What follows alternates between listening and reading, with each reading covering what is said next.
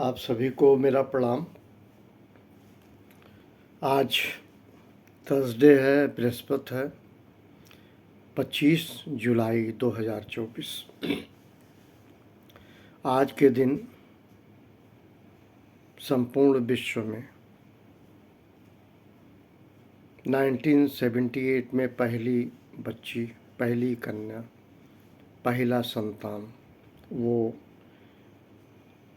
जो है विश्व भ्रूण विज्ञानी दिवस। आप लोगों ने बड़े बड़े अस्पतालों में बोर्ड देखा होगा IVF का, इन विट्रो फर्टिलाइजेशन। इसका विश्लेषण मैं बहुत नहीं करना चाह रहा हूँ, लेकिन विज्ञान जगत में एक जो लोग निसंतान, जिनके संतान हो नहीं सकती, उसको संभव बना दिया संतान के लिए। IVF इंट्रोड्यूस हुआ। आज ही के दिन 25 जुलाई को सबसे पहली संतान इस दुनिया में IVF के माध्यम से कहूँगा आई थी।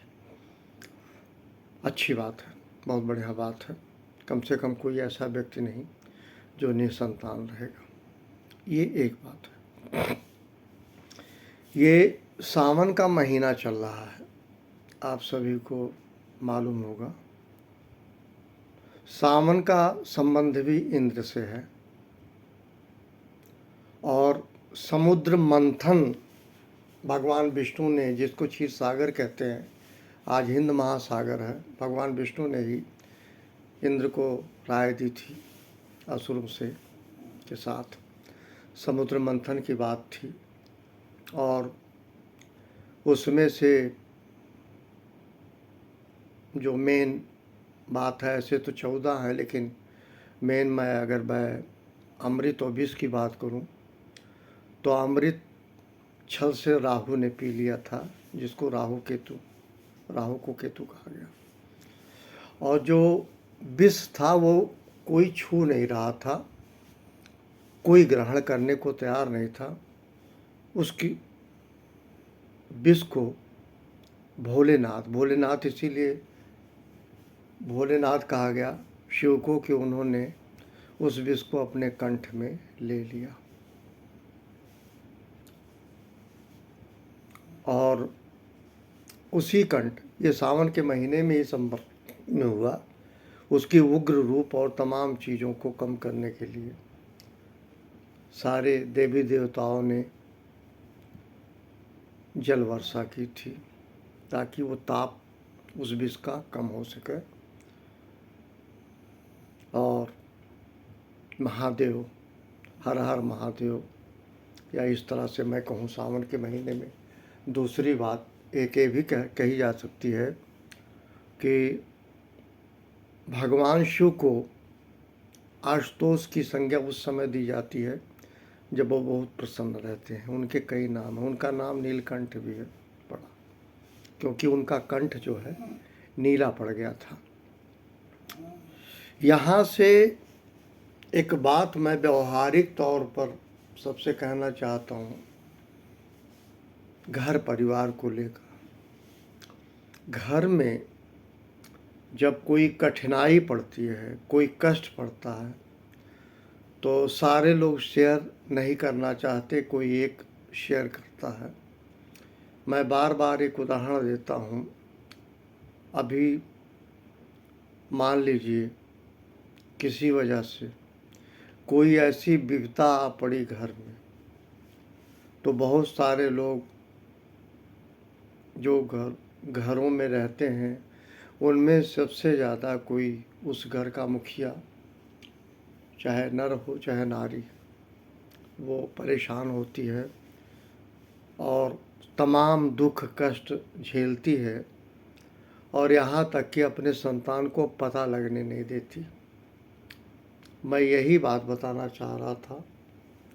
स्वाचरण की बात कर रहा हूँ, स्वयं के आचरण की बात कर रहा हूँ। वो ये है कि हमको अपनी सुख सुविधा का विशेष ध्यान नहीं रखते हुए जो हम लोगों के साथ रहते हैं परिवारीजन, उनका ख्याल रखना चाहिए। ये आप भगवान शिव के इस आचरण से समझ सकते हैं।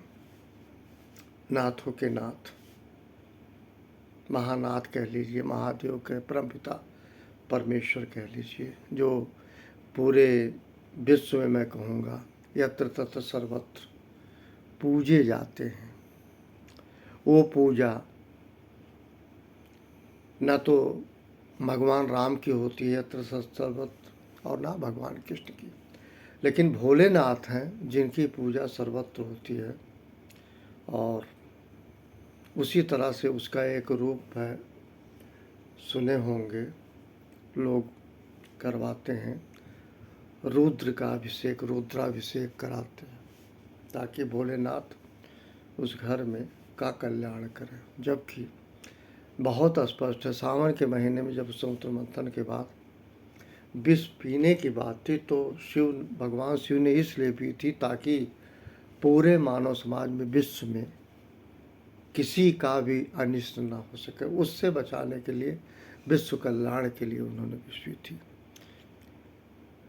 वहीं से इस बात को सीखना चाहिए। अगर आप त्यागी नहीं हैं, संतोष करने वाले नहीं हैं, धीरज नहीं है, धैर्य नहीं है, सहनशीलता नहीं है, समरसता नहीं है, सुविचार नहीं है, सात्विक नहीं है, संबंध नहीं है, साहचर्य नहीं है, तो मुखिया में ये सब गुण अवश्य जाने चाहिए। और खुद को हमेशा संकट में जूझे कोई बात नहीं, कोशिश करना चाहिए इसका असर संतानों पे ना पड़े, तब तो बहादुरी है, तब आपका रुद्राभिषेक सफल होता है, तब आपका सावन का महीना सफल होता है।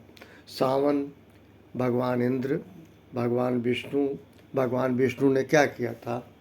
छल से राहु ने पी लिया था अमृत, भगवान विष्णु ने उनका सर काट दिया था, तब से वो राहु के केतु बन गए।